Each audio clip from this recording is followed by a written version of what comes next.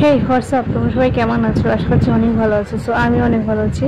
Welcome back to my channel simple story. তো তোমরা দেখতে থাকো প্রথম থেকে শেষ অবধি, ভিডিওটা অনেক ভালো লাগবে। তো আজকের আমি রেসিপি করে দেখাবো কাঁচা আমের ঝাল আচার। সো দেখো তোমরা বন্ধুরা, দেখলে নিশ্চয়ই অনেক কিছু শিখতে পারবে এবং এই আচারটি খুবই ভালো হয়, খেতে খুবই ভালো লাগে আর সারা বছর ঘরে রাখতে পারবে, কোনো রকম নষ্ট হবে না। তো প্রথমে আমি আমটাকে সুন্দর করে ধুয়ে নিয়ে একটু মুছে নিয়ে পরিষ্কার কোনো ন্যাকড়ার সাহায্যে মুছে নিয়ে সুন্দর করে শেপ দিয়ে এরকমভাবে শেপ দিয়ে কেটে নেব। ভিতরে যে আঠিটা শক্ত ওটাও আমি রেখে দেবো, ওটা রাখলে আরও ভালো লাগে খেতে। দেখতে পাচ্ছ কেমন সুন্দর করে কেটে নিচ্ছি আমটা। ভিতরে যে পলিথিনের মতো আস্তরণটা থাকে ওটাও আমি বাদ দিয়েছি এবং সুন্দর মতো শেপ দিয়ে কেটে নিয়েছি। তো টক আমটা ভীষণ টক আমের ঝাল আচার আরও বেশি ভালো লাগে খেতে, লোভনীয় হয়। কিছু বাকি ছিল সেগুলো আবার কেটে নিচ্ছি। তোমরা দেখতে থাকো বন্ধুরা, দেখলে নিশ্চয়ই অনেকটা ভালো লাগবে ভিডিওটা এবং উপকৃত হবে। সো আম ফুরিয়ে যাওয়ার আগে আমি বলবো একবার হলে আচারটি বানিয়ে দেখো, সারা বছর কিন্তু রাখতে পারবে আচারটা। তো নিশ্চয়ই বুঝতে পারছো দেখে বন্ধুরা যে আমটা কতটা সুন্দরভাবে কেটে নিয়েছি। তো এইভাবে কাটার চেষ্টা করবে বন্ধুরা। এখন আমি দিয়ে দেব হলুদ, কিছুটা হলুদ দিয়ে দিলাম, আরও কিছুটা দিয়ে দেব লবণ। দেখে নিশ্চয়ই বুঝতে পারছো বন্ধুরা, লবণ আর হলুদ দিয়ে আমি আমটা সুন্দর করে মেখে নিলাম। সুন্দর করে মেখে নেওয়ার পরে মাখামাখি করার পরে এই যে দেখতে পাচ্ছ, এখন কিন্তু আমি ঢেকে রাখবো 2 থেকে 3 ঘন্টার মতো। আর তোমরা চাইলে সারা রাত ওভারনাইটও রাখতে পারো। সো আমি 3 ঘন্টা মতো রেখেছিলাম, দেখতে পাচ্ছ ঢাকনা দিয়ে ঢেকে রেখেছিলাম। আর এখানে কতটা আমের এই যে পানি বার হয়ে চলে এসছে, তো এই আমের পানিটা বার হয়ে আসার কারণে কিন্তু আমটা সারা বছর থাকবে। আর একটু আমি ভিনিগারও ব্যবহার করব। তো দেখতে পাচ্ছ বন্ধুরা, এই অবস্থায় কিন্তু আমি আমটাকে রোদে নেড়ে দেবো, শুকতে দেবো। তো শুকতে দেওয়ার পরে একদিন রোদে দেওয়ার পরে, একটা রোদ দেওয়ার পরে কিন্তু আমি আচারটা তৈরি করব। এখন আমি আচারটাকে শুকিয়ে নেব সুন্দর করে, একটা একটা করে মেলে দেওয়ার পরে পানি থেকে আমি এক্সট্রা পানি থেকে আমগুলোকে তুলে নেব নেটের উপরে। তোমরা চাইলে কোনো সুন্দর পরিষ্কার আর একটা কাপড়ের উপরেও মেলে শুকাতে পারো।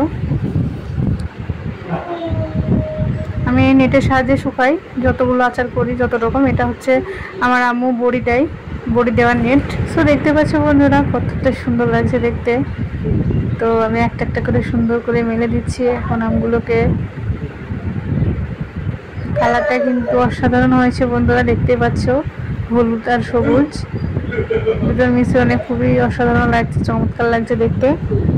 সো আমার ভিডিওটা যদি তোমাদের ভালো লেগে থাকে বন্ধুরা, অবশ্যই লাইক করবে। এই পর্যন্ত যদি একটু ভালো লেগে থাকে আমি অনুরোধ করবো যে শেষ অবধি দেখো, শেষ অবধি দেখে নিশ্চয়ই অনেকটাই ভালো লাগবে আর শিখতে পারবে ঝাল আচার কাঁচা আমের কীভাবে করতে হয় সারা বছর ঘরে রাখার জন্য, একটুকুও নষ্ট হবে না।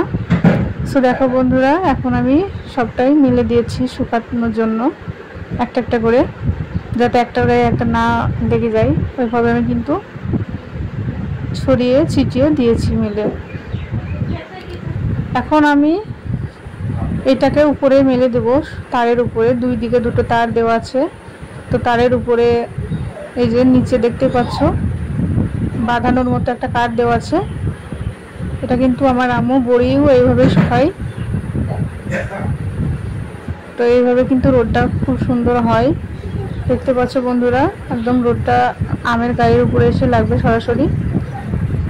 সো আমার একদিন রোদে দেওয়ার পরে এই যে আমি মশলা তৈরি করে নেবো আচারে দেওয়ার জন্য। এখানে আমি একটা কড়াইয়ে, হালকা গরম কড়াই, মেথি দিয়ে দিলাম 1 চামচ, মৌরি দিয়ে দিলাম 1 চামচ, সরিষা দিয়ে দেবো 2 থেকে 3 চামচ। দেখতে পাচ্ছ বন্ধুরা, আমি জিরে দিয়ে দিলাম কাঁচা 1 চামচ। এই মশলাটাকে আমি সুন্দর করে ভেজে নেব, বেশি ভাজবো না, হালকার উপরে 2বার নাড়া দিয়ে তুলে নেব। এখন আমি দিয়ে দেবো শুকনো লঙ্কা। শুকনো লঙ্কার পরিমাণটা তোমরা বেশি দেওয়ার চেষ্টা করবে বন্ধুরা, যেহেতু এটা ঝাল আচার হচ্ছে। সো বেশি দেওয়াটাই ভালো, খেতে আরও বেশি আকর্ষণীয় লাগবে, লোভনীয় হবে, দেখতে আকর্ষণীয় এবং খেতে লোভনীয় হবে। সো এখন আমি তুলে নেব। বেশি কিন্তু ভাজিনি, দেখে নিশ্চয়ই বুঝতে পারছো বন্ধুরা, বেশি ভাজলে কিন্তু ঘ্রাণটা নষ্ট হয়ে যাবে। সো এইভাবে কিন্তু আমি দুবার নাড়া দিয়ে তুলে নিয়েছি। তোমরা চাইলে ধরা রোদেও শুকিয়ে নিতে পারো। সো এখানে কিন্তু আমি একটা জিনিস দিতে ভুলে গেছিলাম, সেটা হলো ধনিয়া 2 চামচ মতো দিয়েছিলাম।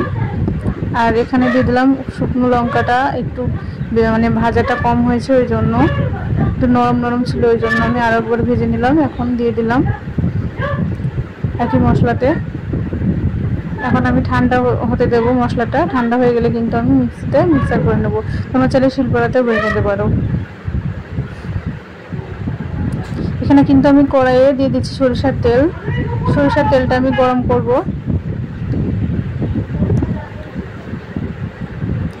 সরিষার তেলটা আমি দিয়ে দিয়েছি প্রায় 300 বা 400 মতো। এখন আমি দিয়ে দিলাম জোয়ান, কাঁচা জোয়ান, আর হচ্ছে কালো জিরা। কালো জিরাটা আমার স্কিপ হয়ে গেছে বন্ধুরা ভিডিওটা, তোমরা কালো জিরাটা অবশ্যই দিয়ে দেবে। কালো জিরার জোয়ানটা অবশ্যই দুটো মিক্স করে 1 চামচ মতো দেওয়ার চেষ্টা করবে, কারণ এখানে এটা অল্প দিলে ভালো হয়, বেশি দিলে ভালো হয় না। সো এখানে দেখতে পাচ্ছ আমি কিন্তু এটা ঠান্ডা হয়ে এসেছে। এখন আমি ব্লেন্ডার করে নেব। ব্লেন্ডার জারে দিয়ে দিলাম। বেশি কিন্তু ক্রাশ করা যাবে না, হালকার উপরে দুবার নাড়িয়েই নিয়ে আসতে হবে, একদম মিহি করে পেস্ট করব না। সো দেখতে পাচ্ছ এখানে কিন্তু আমি একদিন আমটা শুকানোর পরে এই অবস্থা হয়ে এসছে, অনেকটাই গাটা শুকিয়ে এসছে, কালারটা চেঞ্জ হয়ে গেছে, সবুজ অংশটা। সেইভাবে কিন্তু রোদে শুকাতে হবে একদিন। আমি কিন্তু খুবই কড়া রোদে শুকিয়েছি, দেখতেই পাচ্ছ বন্ধুরা, দেখে নিশ্চয়ই বুঝতে পারছো। তো এই আমগুলোর এখন আচারটা তৈরি হবে, দেখো তোমরা সম্পূর্ণভাবে ভিডিওটা। তো দেখতে পাচ্ছ এখন আমি কিন্তু ব্লেন্ডার জারে এই যে মশলাটা ব্লেন্ড করে রেখে দিলাম। এখন আমি ঢাকনা দিয়ে রেখে দেবো, নাহলে কিন্তু গন্ধটা চলে যাবে। ব্লেন্ডার কিন্তু আমি একদম ক্র্যাশ করে করিনি, হালকার উপরে দানা দানা ছিল।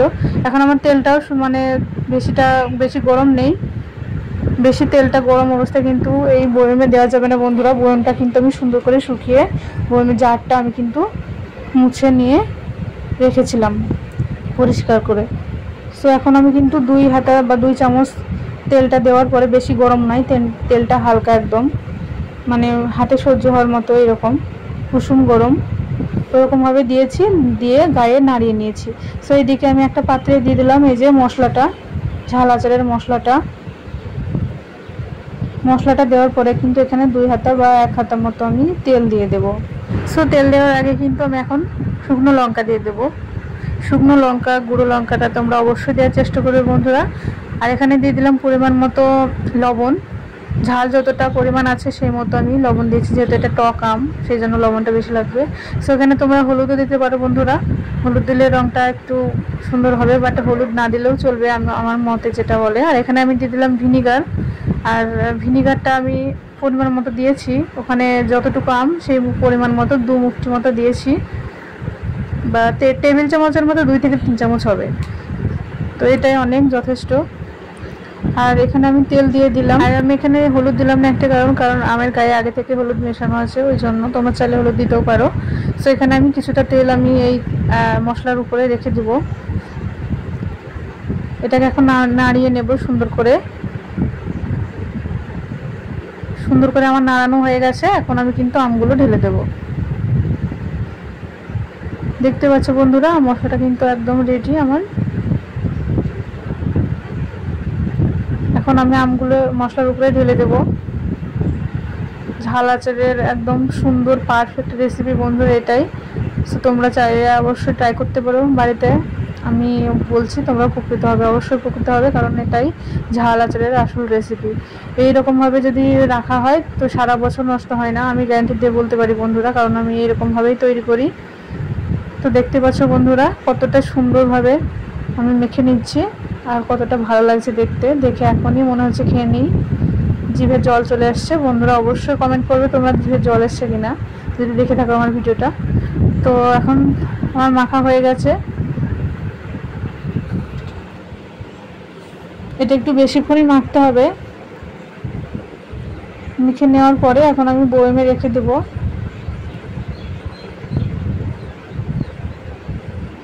সো এখন আমি বয়মে আস্তে আস্তে তুলে নেব আচারগুলোকে।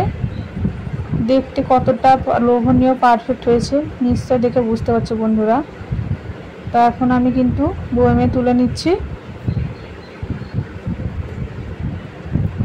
এই যে সব আমগুলোকে কিন্তু আমি এবার বয়মে তুলে নিচ্ছি।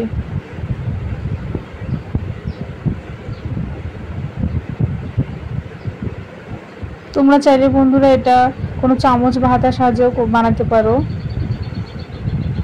এখানে কিন্তু আমার এই যে দেখতে পাচ্ছ তেল এখনো লাগবে, তেল কিন্তু দেওয়া হয়। ঝাল আচারের আসল উপকরণ হচ্ছে তেল, সরিষার আর ঝাল। সো এখন আমি যে বাকি তেলটুকু আছে ওইটুকু উপর দিয়ে দেবো। 2 থেকে 300 গ্রাম বা 350 গ্রাম মতো তেল হবে। এখানে আমি নিয়েছিলাম 4-5 কিলো মতো। সো এখন আমার তেল কিন্তু অনেকটা লাগবে। আজকে আমি তেলটা দেব না, আমি কালকে একদিন রোদে দেওয়ার পরে আবারও আমি কিন্তু হালকা ফুটিয়ে নেওয়ার পরে ঠান্ডা করে আমি তেল দিয়ে দেব। সো তোমরা চাইলে আজকেও দিতে পারো প্রথম দিনে, কারণ আমার কাছে মনে হয় তার পরের দিন বা একদিন রোদে দেওয়ার পরে দিলে আরও বেশি ভালো হয়। সো এখন আমি কিন্তু এইভাবে চামচের সাহায্যে কিন্তু আমি এভাবে বসিয়ে দেব প্রেস করে। দেখে নিশ্চয়ই বুঝতে পারছো বন্ধুরা, আমি কিন্তু এখনও তেল লাগবে, সো এখন আমি তেলটা দেব না। আর এখন আমি রোদে দেব। রোদে দেওয়ার আগে এইভাবে কিন্তু আমি হাতের সাহায্যে করে নিলাম, প্রেস করে নিলাম, বসিয়ে দিলাম, একটার গায়ে একটা যাতে লেগে থাকে, মজে যায় ভালোভাবে। চলো এখন আমি বয়মটাকে সুন্দর করে আমি আটকে নেব পরিষ্কার একটা ন্যাকড়ার সাহায্যে। পরিষ্কার একটা কাপড় এর উপর দিয়ে রেখে দেব এবং রাবার ব্যান্ড দিয়ে আটকে দেব। এই যে দেখতে পাচ্ছ কালো কালারের নিয়েছি যাতে রোদটা বেশি টানে, ওই জন্য। তোমরা চাইলে সাদা পরিষ্কারও নিতে পারো। তো এখানে কালো কালারের একটা পরিষ্কার আমি কাপড় নিলাম, নেওয়ার পরে কিন্তু রাবার ব্যান্ড দিয়ে আটকে দিচ্ছি। এই যে দেখতে পাচ্ছ, কারণ ডাইরেক্ট রোদে দিলে বন্ধুরা অনেকটাই আমটা শুকিয়ে যাবে আর অতটাও ভালো লাগবে না খেতে, ওই জন্য কিন্তু এরকমভাবে আটকে দেবো। আর এখানে আর একটা উপকার আছে, এখানে কোনো পাখিতে বা কোনো পোকামাকড় ঢুকে নষ্ট করতে পারবে না আচারটা, ওই জন্য। আরও 2 রকমভাবেই কিন্তু কার্যকারিতা হয়, এই জন্য কিন্তু এটা করা। তো দেখতে পাচ্ছ বন্ধুরা, তো আমার চ্যানেলটিকে অবশ্যই যদি নতুন হয়ে থাকে সাবস্ক্রাইব করবে এবং পাশে থাকবে আমার বেল আইকনটিকে অবশ্যই প্রেস করে দেবে। আরও নতুন ভিডিও পেতে আমার অবশ্যই পাশে থাকবে এবং একটা লাইক কমেন্ট শেয়ার করবে, যাতে আরও নতুন ভিডিও বানাতে পারি। ততক্ষণে ভালো থেকে সুস্থ থেকো, টাটা।